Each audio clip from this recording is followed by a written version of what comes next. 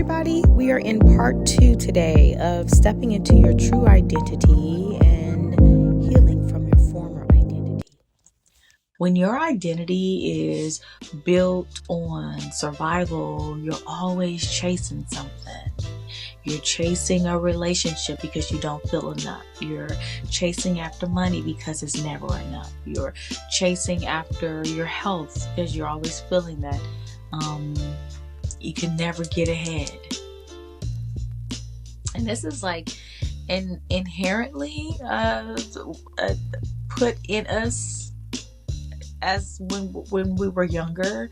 I don't think we know quite exactly why we struggle with the things that we struggle with unless we sit and actually pause within ourselves and really have that time with God and ask, if something feels off, something feels off within me, I would encourage you, if something feels off with you, go to God, sit still, be quiet, ask God to show you what it is. Because if you're in question, there's an answer. If there is unsettling in your soul, in your spirit, within you, then obviously there's something else on the other side that's showing you that there's another way. And that was my story. So when your identity is built on survival, you're always chasing something. You're always, proving something, or it's a hustle. It's never a sense of settledness that you have. You're always protecting something. And the hardest part, you don't even realize it's happening because it feels normal. You might feel like, dang, why am I always tired? Dang, why am I always restless? Dang, why does something always feel like it's not enough? And I think that's sometimes, I'm not saying every day is going to be perfect when you step into a level of self-awareness and healing, but it does become much better when you do that work, when you do that inner soul work. What used to feel like my norm when I operated out of that space, because I was connected to myself in some aspect, I knew that something ain't right. Something ain't right. You do something, you do it because it's like that's all you know to do. And then you're like, something's not right. Something's not right. That something's not right is the answer. It's right. If something isn't right. And it's asking for you to find out what that is. Because the version of you that doesn't feel settling, it's asking a question, that version of you is tired. That version of you is always on guard or always bracing, always doing. And even when love shows up when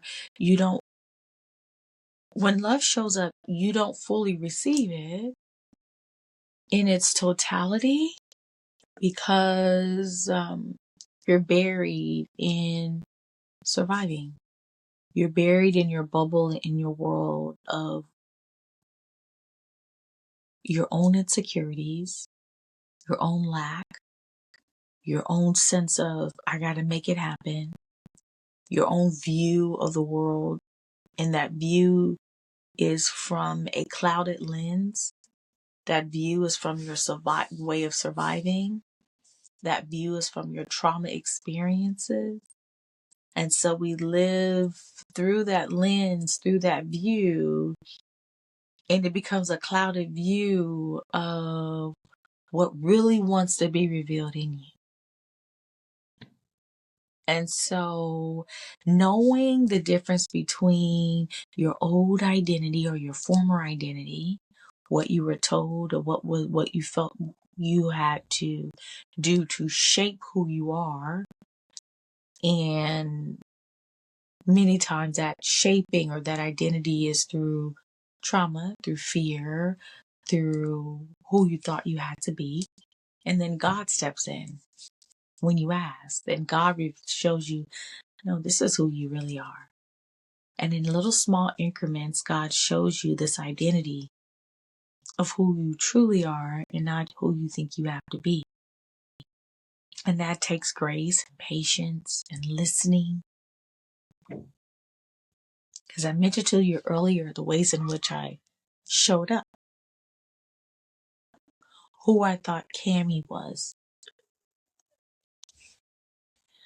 So even when love shows up, you don't fully receive it because your identity doesn't recognize safety. It only recognizes survival.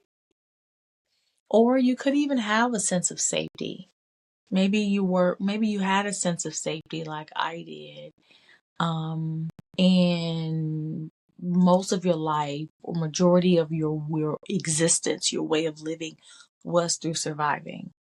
So your focus is mainly on the surviving part. Does that make sense? And you aren't able to fully allow what can truly blossom in your life if you're so head buried on how you think you have to be, how you think you have to show up. And you might say, well, how do I change that? How do I change that identity? That's having a relationship with God and knowing that you want to change. And God showing you your true identity by listening and communing with Him. Letting Him speak to you throughout the day. Pausing and reflecting. Asking God, how do you really see me?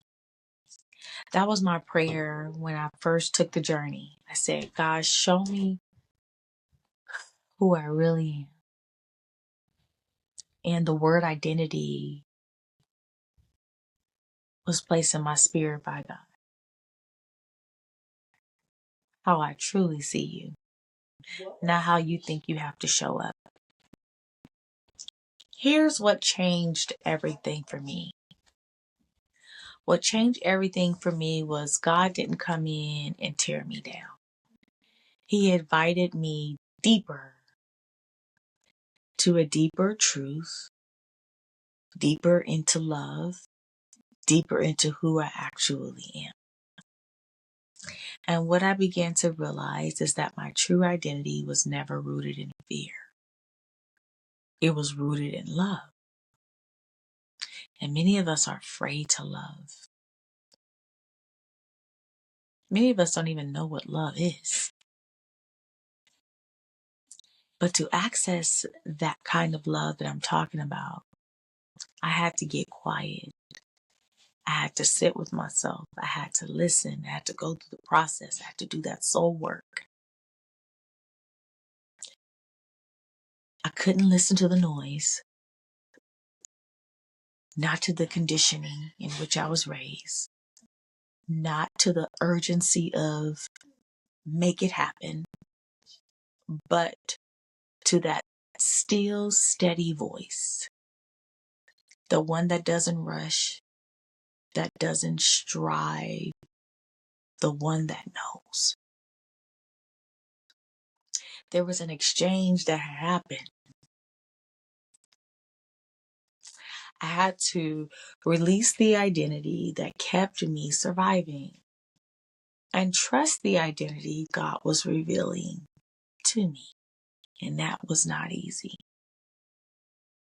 because survival identity feels safe even when it's exhausting. But true identity, it requires trust. It requires surrender. It requires allowing yourself to be loved differently. To not strive for love, but to receive it. Not to chase worth, but to embody it. Now, y'all, I don't move the same. I'm not operating from defense. I'm not constantly guarding. I'm not chasing in the same way. I'm learning to live from a place of alignment, from a place of trust, from a place of knowing who I am beyond what I had to be. And it's not about perfection. By all means, no. It's about awareness. recognizing when fear is speaking and choosing not to build your identity around it. So, in closing, I want to leave you with this. Who are you when you're not trying to survive? Who are you when fear isn't making the decision? And what parts of your identity might not actually be you, but something you learn to become? This is the work. This is the journey. And this is what a higher love is about. Learning who you truly are beyond fear, beyond survival, beyond old identity. Man, that feels good. I'll see you on the next episode. Bye.